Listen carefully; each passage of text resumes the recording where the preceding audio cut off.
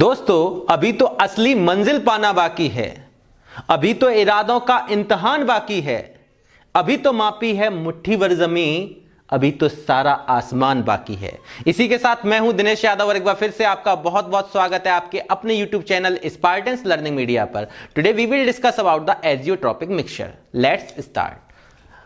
आप मेरे साथ नोटबुक पे लिखते चलिए एजियोट्रॉपिक मिक्सचर।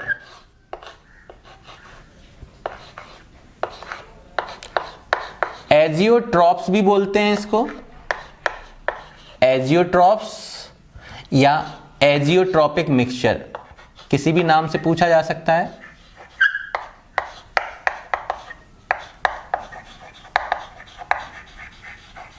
या हम लोग इसी को कांस्टेंट बॉइलिंग मिक्सचर भी बोलते हैं। Constant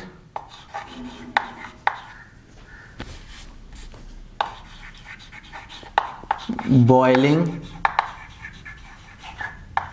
mixture.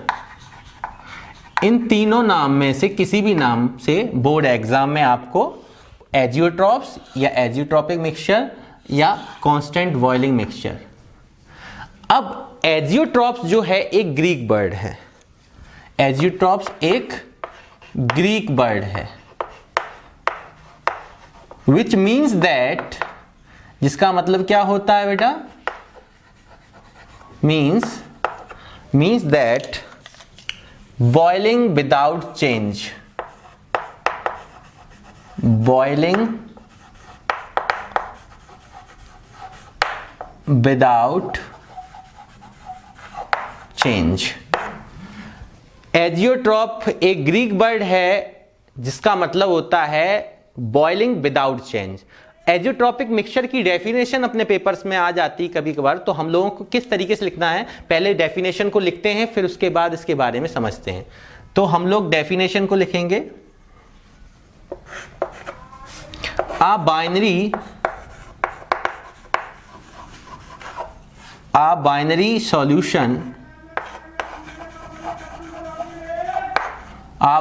solution having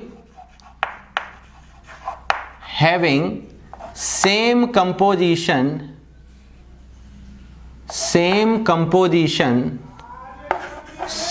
composition in liquid phase or in liquid phase and in vapor phase which boils at a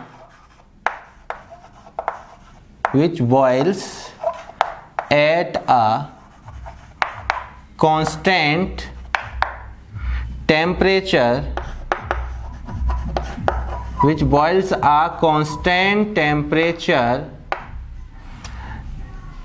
and distill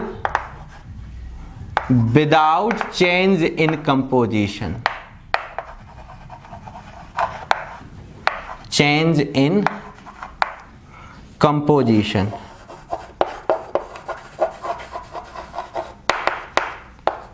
Comma is called is known as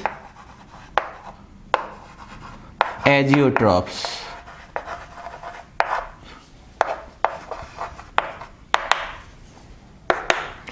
तो definition का मतलब समझें कि a binary solution having same composition in liquid phase and in vapor phase which boils at a constant temperature and distill without change in their composition is known as azeotropes.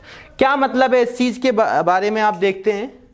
सबसे पहले आपको कुछ बात ध्यान रखनी है, एक नज़र में मैं कुछ बात बताता हूं आपको।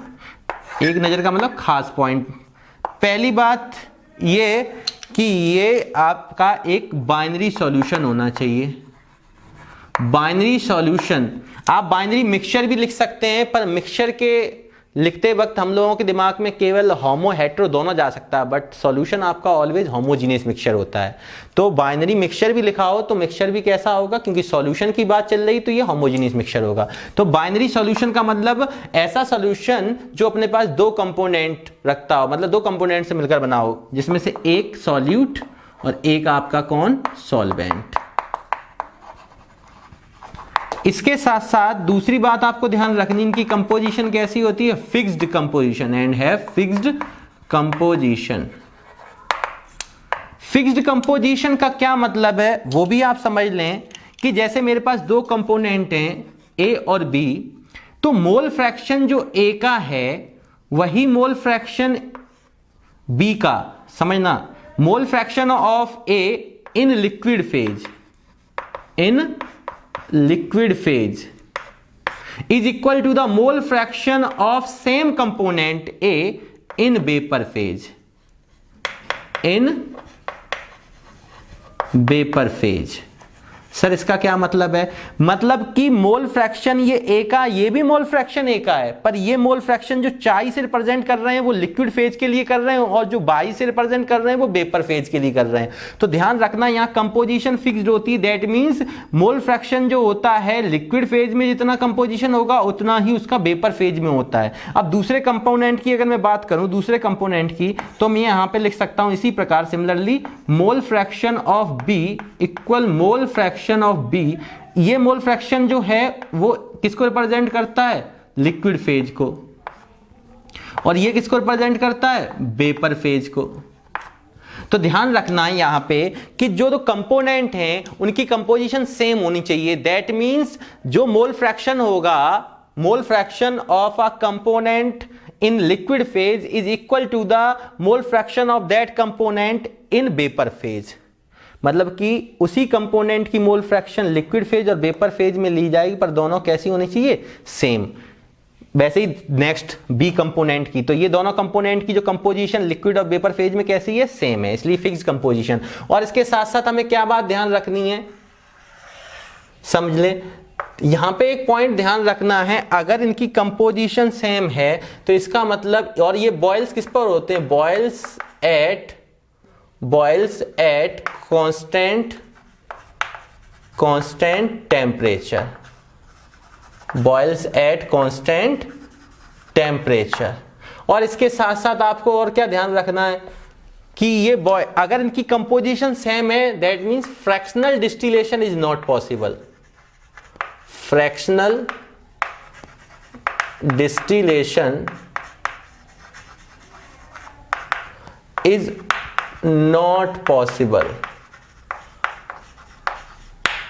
इसका मतलब क्या है कि जो एजियोट्रॉप्स होते हैं वो एक टाइप के बाइनरी सॉल्यूशन होते हैं जिनमें उनके कंपोनेंट्स की लिक्विड फेज और वेपर फेज में कंपोजिशन सेम होती है, and boils at a constant temperature and distil without change in composition, डिस्टिलों पर उनकी कंपोजिशन कोई चेंज नहीं होगा। इसका मतलब क्या, fractional distillation is not possible. Fractional distillation का क्या मतलब है, और एक चीज और यहां पे एक नंबर का क्वेश्चन ध्यान रखना आप कि ऑलवेज नॉन आइडियल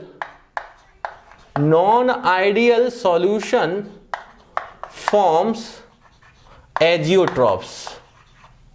आइडियल और नॉन आइडियल में से कौन फॉर्म करता है एजियोट्रॉप्स, एजियोट्रॉपिक मिक्सचर। तो ध्यान रखना non ideal solution forms azeotropes, ठीक है। तो यहां मैंने लिखा है a binary solution having the same composition in liquid phase और vapour phase and which boils at a constant temperature and boils at a constant temperature के बाद हम लोग क्या करते हैं इसमें, distil without change in composition, ठीक है। क्या बोलेंगे डेफिनेशन, बोले a binary solution having same composition in liquid phase और इन vapour phase which boils at a constant temperature and distill without change in composition, ठीक है। अब इसको बात आई कि सर फ्रैक्शनल डिस्टिलेशन क्या होता है, तो एक बार इसको भी देख लें जल्दी से। मैंने सपोज करो एक कंटेनर बड़ा सा लिया यहां पे, और इस कंटेनर की कनेक्टिविटी मैंने इसमें कंडेंसर यूज कर लिया मैंने इस तरीके से, और यहां पे मैंने एक छोटा सा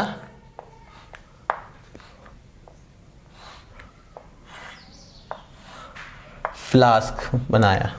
तो होगा क्या वो समझ लें आप एक बार, कि मैंने सपोज करो यहां पे मैंने यहां पे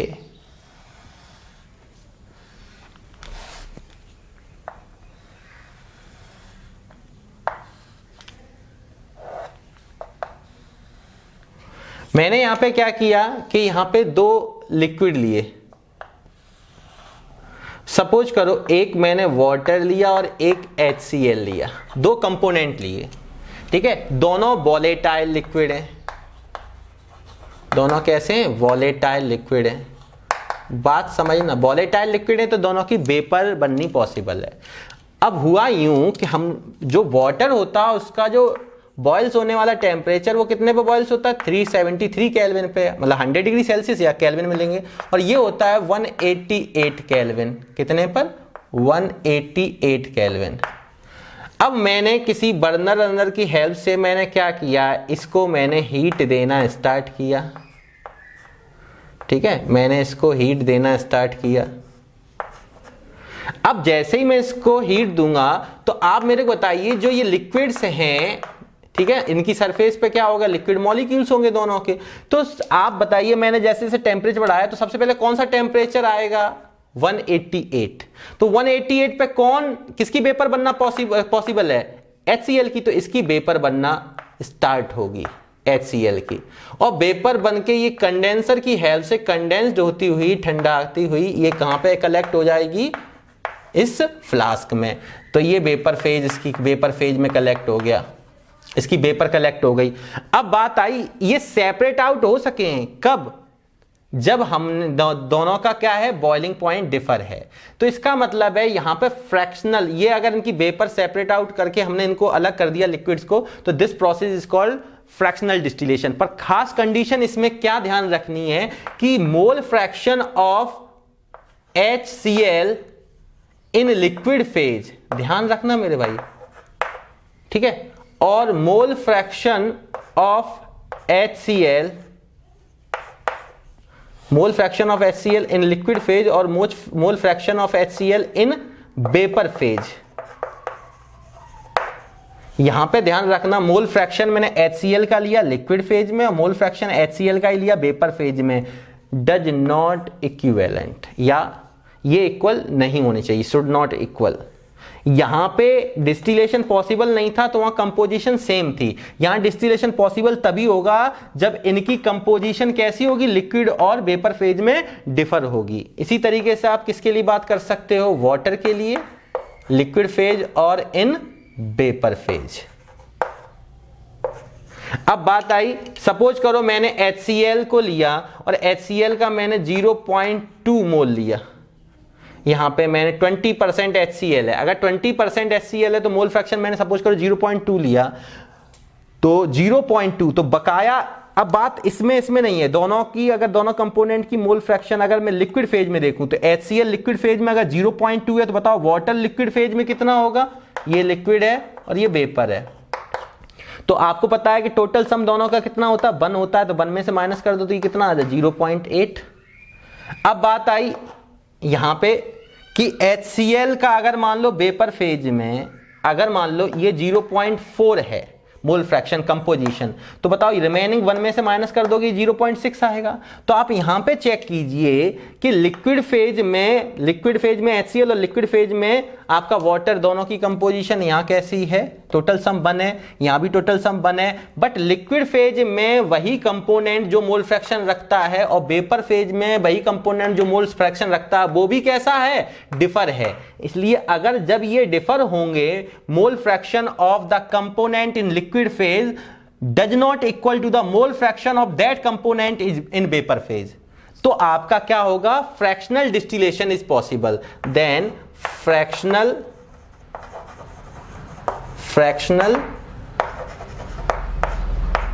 distillation is possible। उम्मीद है कि आपको ये चीज क्लियर हुई होगी। तो फ्रैक्शनल डिस्टिलेशन, अब बात है अगर दोनों की कंपोजिशन सेम हो जाए, मतलब क्या है कि ये मान लो 188 पे वेपर बनाया, तो इनकी जो कंपोजिशन वेपर फेज में होगी और HCl की जो कंपोजिशन लिक्विड फेज में होगी ये इक्वल नहीं होना चाहिए। इसी तरीके से जब 373 पे वेपर बनेगा, लिक्विड H2O की जो वेपर बनेगी उसकी वेपर फेज और लिक्विड फेज की कंपोजिशन सेम नहीं होनी चाहिए, तो आपका फ्रैक्शनल डिस्टिलेशन पॉसिबल है। और एक खास बात, अगर दोनों की कंपोजिशन सेम हो जाएगी तो फ्रैक्शनल डिस्टिलेशन पॉसिबल नहीं है। इसका मतलब फिर ये किसी पर्टिकुलर एक कांस्टेंट टेम्परेचर पर ही बॉयल होगा। तो जब इनकी कंपोजिशन सेम हो जाती है तो एक कांस्टेंट बॉइलिंग टेम्परेचर, सपोज करो 383 पे ये दोनों क्या होते हैं, बॉयल होते हैं। तो उस समय वो जो मिक्सचर होता है वो क्या कहलाता है, एजियोट्रॉपिक मिक्सचर। अगर ये दोनों एक कांस्टेंट बॉइलिंग टेम्परेचर रखते हैं तो टेम्परेचर 383 केल्विन के अप्रोक्सीमेट होता है, ठीक है, 383। तो ध्यान रखना यहां पे ये मैक्सिमम बॉइलिंग एजियोट्रॉप को रिप्रेजेंट करता है, जो मैं अभी बताऊंगा आपको।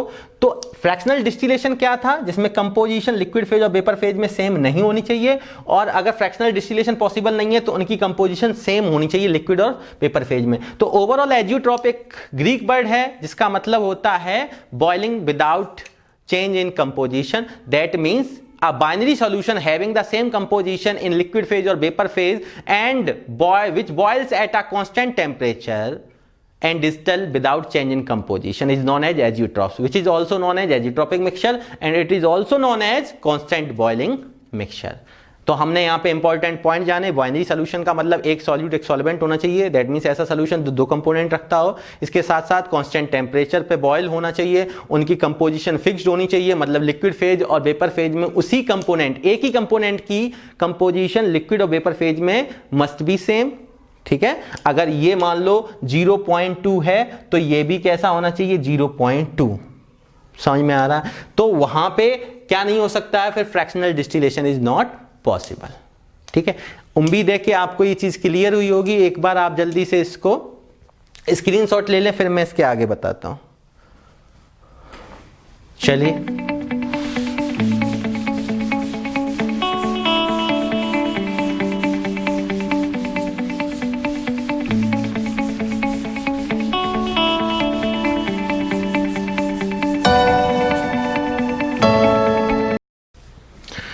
अब हम लोग देखेंगे एजियोट्रॉपिक मिक्सचर के types. There are of two types of azeotropic mixture. First one is minimum boiling azeotropic mixture and second one is maximum boiling azeotropic mixture. तो एक एक करके स्टार्ट करते हैं हम लोग। ऐसा करते हैं, इसी मिक्सचर को हम लोग दो पार्ट में डिवाइड कर ले रहे हैं।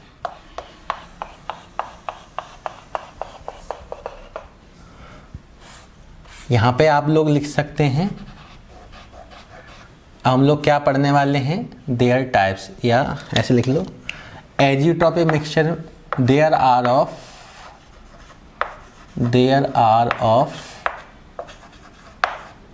टू टाइप्स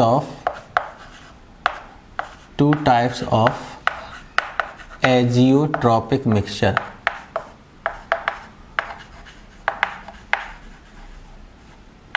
ठीक है ना, ये दो टाइप के होते हैं। कौन कौन सी दो टाइप हैं वो समझ लें।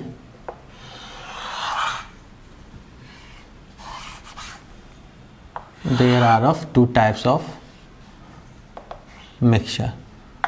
फर्स्ट एक होता है अपने पास minimum boiling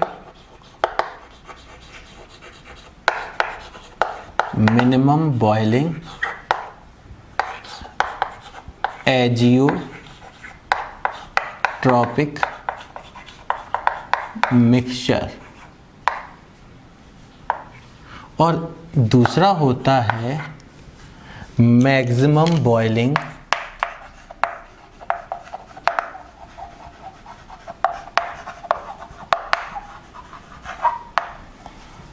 azeotropic mixture.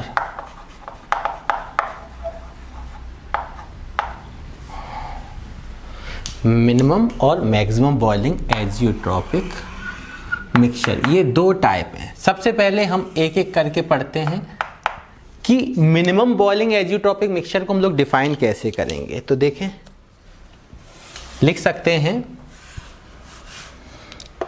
This type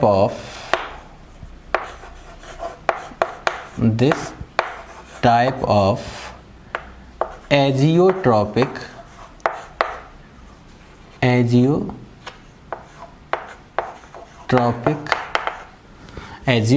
mixture is formed by those of non-ideal solution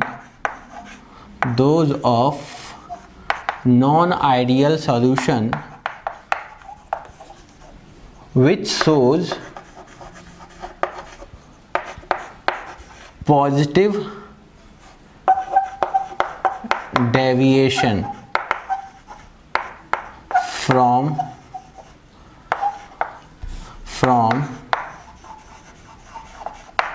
Raoult's law. इसको भी लिख लें, समझते हैं फिर एक साथ।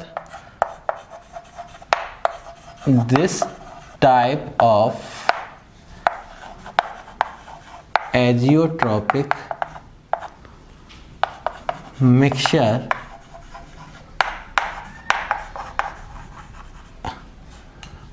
is formed by those of non-ideal solution which shows negative deviation from Raoult's law. बहुत सिंपल डेफिनेशन है कि मिनिमम बॉइलिंग एजियोट्रॉपिक मिक्सचर ऐसे एजियोट्रॉपिक मतलब इस टाइप के एजियोट्रॉपिक मिक्सचर जो हैं वो किसके द्वारा फॉर्म्ड होते हैं, नॉन आइडियल सॉल्यूशन, और ये भी किसके द्वारा फॉर्म्ड होते हैं, bye the non ideal solution. पर ऐसे नॉन आइडियल सॉल्यूशन जो शो करते हो पॉजिटिव डेविएशन और ऐसे नॉन आइडियल सॉल्यूशन जो शो करते हो नेगेटिव डेविएशन।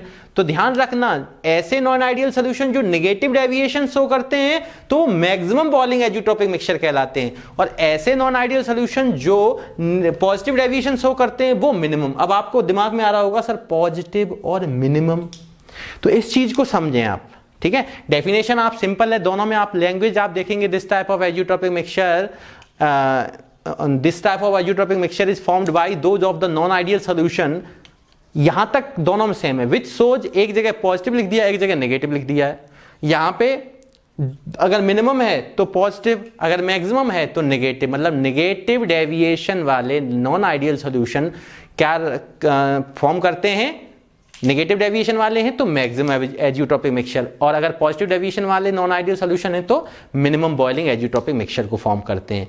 अब बात आती कैसे, तो इस चीज को भी आप समझ लें, फिर एग्जांपल्स भी देखते हैं। अगर मैं इनकी बात करूं तो एक डायग्राम से समझें। फॉर एग्जांपल मैंने यहां ले लिया, सपोज करो 95% aqueous ethyl alcohol, that means इसका मतलब आप समझे कि यहां पे C2H5OH एक्वस सॉल्यूशन है तो वाटर के साथ होगा। यहाँ पे 95% कंपोजिशन इसकी है तो 5% वाटर होगा। अब इसको एक डायग्राम से समझें जिससे आप और अच्छी तरीके से समझेंगे। बात को समझ लो, यहाँ पे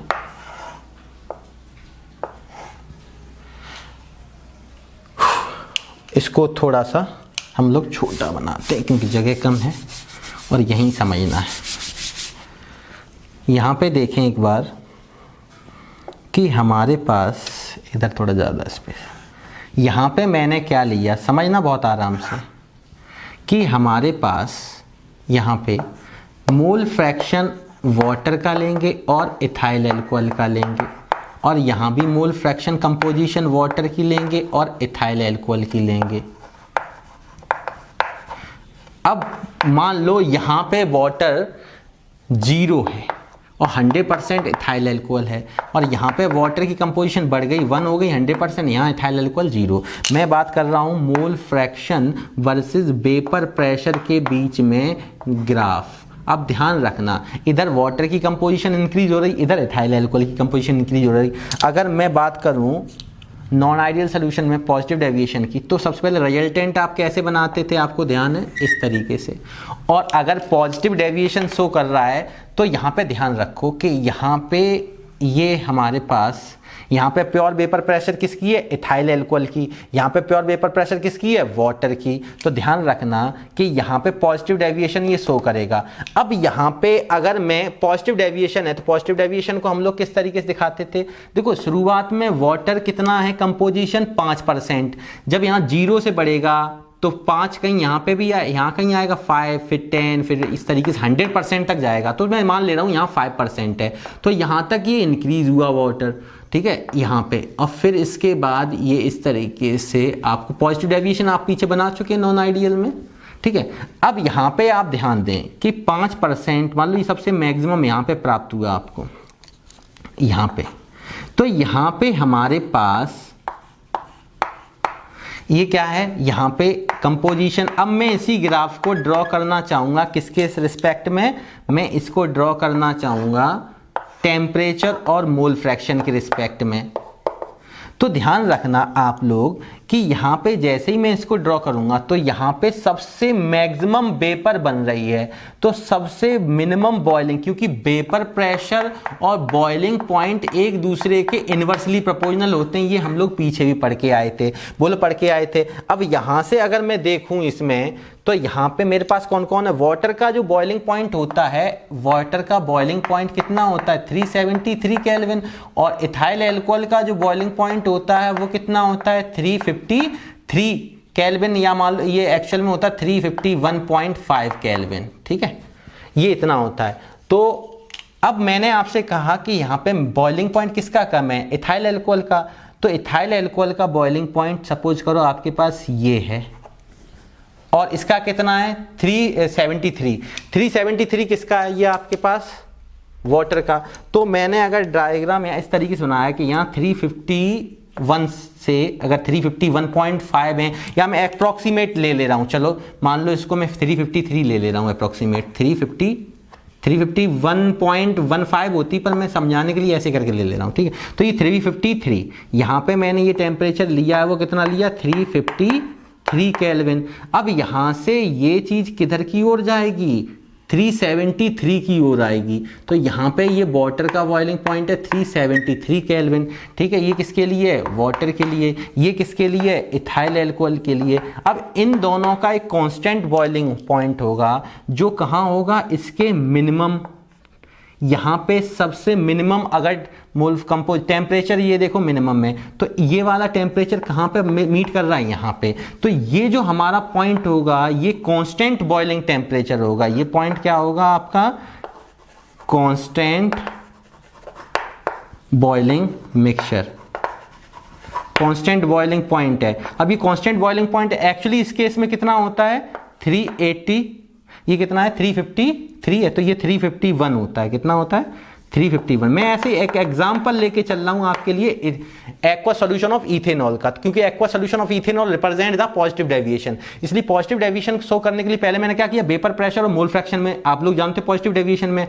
अब क्योंकि यहाँ पे केवल इतना 5% क्या है वाटर H2O और 95% क्या है इथाइल अल्कोहल, तो हमने क्या किया 5% पे जो वेपर प्रेशर मैक्सिमम बनी थी, तो अगर वेपर प्रेशर ज्यादा होगा तो बॉइलिंग पॉइंट कम होगा। तो इसी पॉइंट पे हम बॉइलिंग पॉइंट को देखते हैं टेम्परेचर वाले में। तो सबसे कम बॉइलिंग पॉइंट इस पॉइंट पे मिल रहा है, वो कितना मिला हमें 351। तो देखिए इनसे तो कम है, तो ये 351 क्या है, कांस्टेंट बॉइलिंग मिक्सचर। मतलब इस टेम्परेचर पे ये दोनों मिक्सचर क्या करेंगे, अपने आप को मतलब कि बॉयल कर सकते हैं, और इनकी कंपोजिशन इस टेम्परेचर पर चेंज नहीं होगी। मतलब ये एजियोट्रोपिक मिक्सचर को शो करेंगे। तो किस तरीके से आप वेपर प्रेशर ज्यादा है पर बॉइलिंग कैसा है, मिनिमम है, तो वही नाम वहीं से आ गया मिनिमम बॉइलिंग एजियोट्रोपिक मिक्सचर। मतलब कि आपका जो मिक्सचर है उसका अगर मैंने देखा यहाँ वेपर प्रेशर यहाँ पे सबसे मैक्सिमम थी, वेपर प्रेशर ज्यादा होने से बॉइलिंग पॉइंट सबसे कम होता है। तो इस मैक्सिमम वेपर प्रेशर पर जो बॉइलिंग पॉइंट प्राप्त हुआ वो सबसे मिनिमम प्राप्त हुआ। तो इसी वजह से पॉजिटिव डेविएशन डेविएशन में मैक्सिमम वेपर प्रेशर पर ये मिनिमम बॉइलिंग पॉइंट प्राप्त हुआ, तो इसी वजह से इसका नाम मिनिमम बॉइलिंग एजियोट्रॉपिक मिक्सचर है। और मिनिमम बॉइलिंग एजियोट्रॉपिक मिक्सचर की डेफिनेशन बहुत सिंपल है।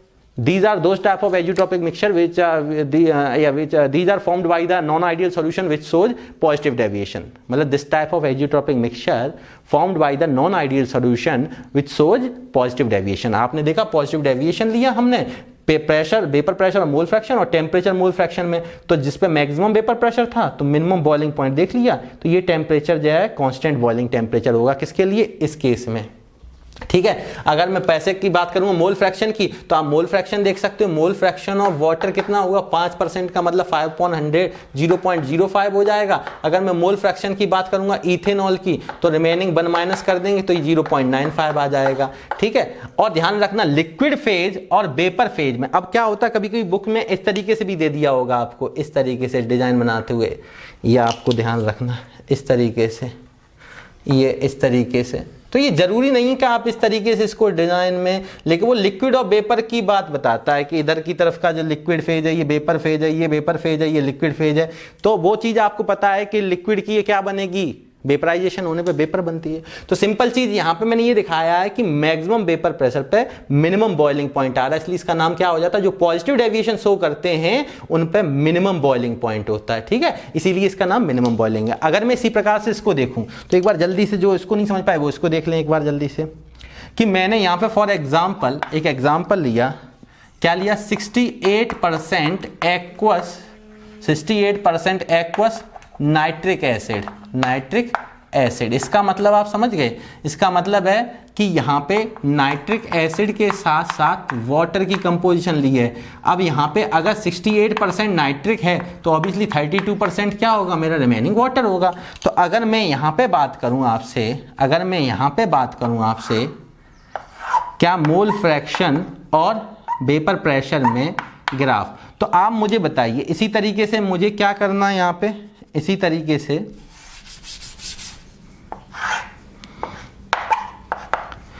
यहाँ पे मैंने लिया मोल फ्रैक्शन ऑफ वाटर और mole fraction of nitric acid, इधर भी लिया मोल फ्रैक्शन ऑफ वाटर और mole fraction of nitric acid.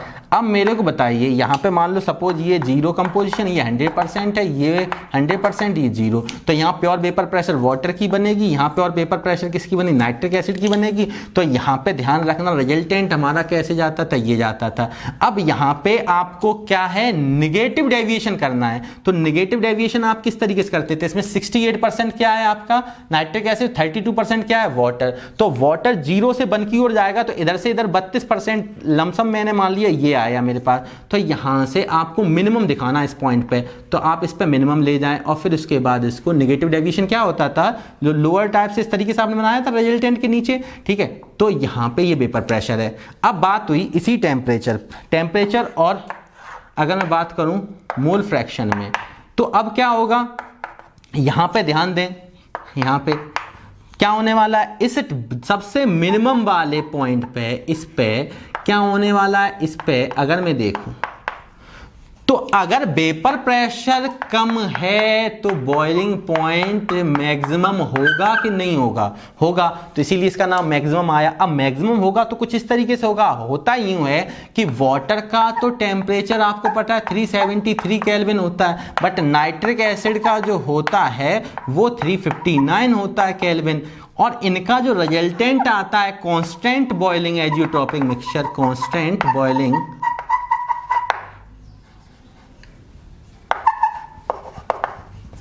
Boiling temperature जो होता है वो होता है 393.5 केल्विन की समथिंग। अब देखो 359 कहीं यहां होगा और 373 कहीं यहां होगा। ठीक है, तो अब इसको कैसे ड्रॉ करेंगे आप, इस तरीके से,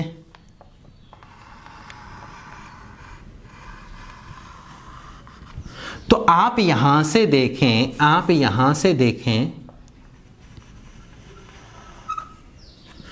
ये किसका है, वाटर का 373 केल्विन, ये किसका है 359 केल्विन, किसका नाइट्रिक एसिड का, ये HNO3 का, और ये किसका वाटर का। और दोनों का जो कांस्टेंट बॉइलिंग मिक्सचर जो होगा वो टेम्परेचर कहाँ पे प्राप्त होगा, मैक्सिमम। तो मैक्सिमम कहाँ प्राप्त होगा, यहाँ पे मैक्सिमम प्राप्त होगा। तो ये जो मैक्सिमम प्राप्त होता है ये कितना होता है, अभी मैंने आपको बताया 393.5 केल्विन। तो आप देखें बॉइलिंग अगर वेपर अगर कम से कम बनी है तो इस अगर वेपर प्रेशर कम होगा तो बॉइलिंग पॉइंट ज्यादा होगा, तो मिनिमम वेपर प्रेशर पे मैक्सिमम बॉइलिंग प्राप्त हो रहा है। यहां पे क्या है, मैक्सिमम बॉइलिंग है। तो मैक्सिमम बॉइलिंग, इसलिए इसका नाम क्या हुआ, मैक्सिमम बॉइलिंग एजियोट्रॉप्स। ये कौन शो कर रहे हैं, जो नेगेटिव डेविएशन शो करते हैं, और पॉजिटिव डेविएशन जो शो करते हैं वो मिनिमम बॉइलिंग रखते हैं। देखो इन दोनों का टेम्परेचर से कम होगा, इन दोनों का टेम्परेचर से ये ज्यादा होगा। डेफिनेशन बहुत सिंपल है, ये डायग्राम बनाने को भी नहीं आते हैं। अब बात आई एग्जांपल्स भी पूछ लेता है कभी कभार आपसे कि इनके एग्जांपल्स बताओ। अब कोई शायद ही है बच्चा जो एग्जांपल्स ना बता पाए। जो नेगेटिव डेविएशन के एग्जाम्पल थे वही किसके हो जाएंगे, मैक्सिमम बॉइलिंग एजियोट्रॉप्स के। अब नेगेटिव डेविएशन के हमें ध्यान कैसे रखते थे, मोस्टली एसिड, आपको अगर ध्यान हो तो मोस्टली एसिड जो होते थे वो शो करते थे। तो आप जैसे लिख सकते हो H2O प्लस का फॉर्मिक एसिड, H2O प्लस का एसिटिक एसिड, आपको ध्यान है बताओ, एसिटिक एसिड प्लस का पिरीडीन, बोलो।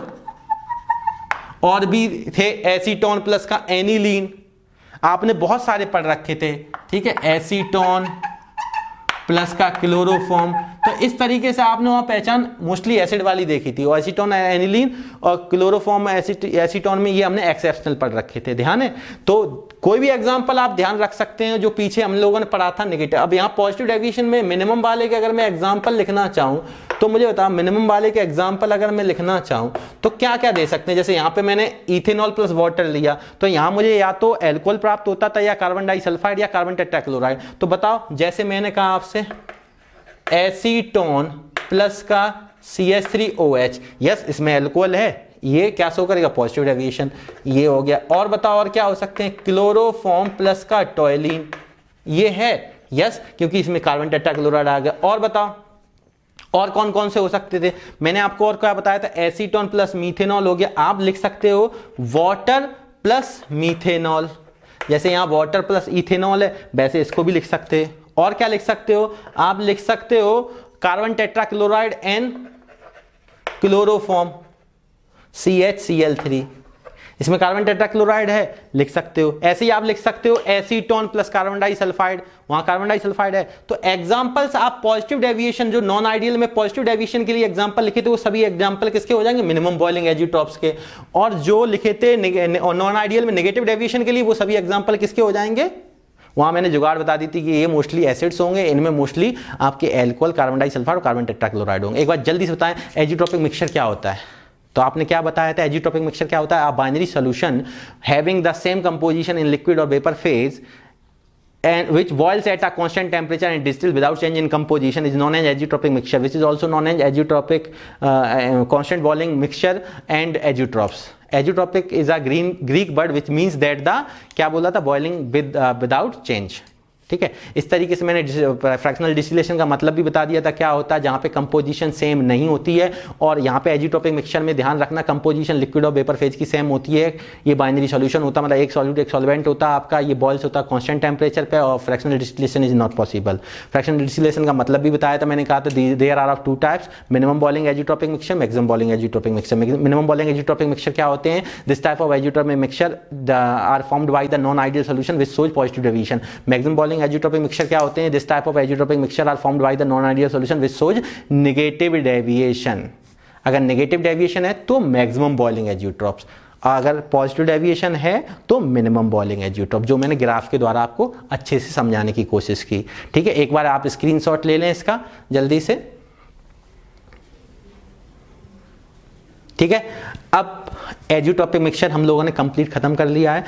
नेक्स्ट वीडियो लेक्चर में हम लोग कॉलिगेटिव प्रॉपर्टीज को स्टार्ट करेंगे, बहुत ही इंटरेस्टेड है और बोर्ड एग्जाम में सबसे ज़्यादा आता है। तो इसी के साथ आप घर पे क्या करेंगे, आप प्रॉपर वे में नोट्स बना के लगातार पीछे वालों का भी रिवीजन करते रहें।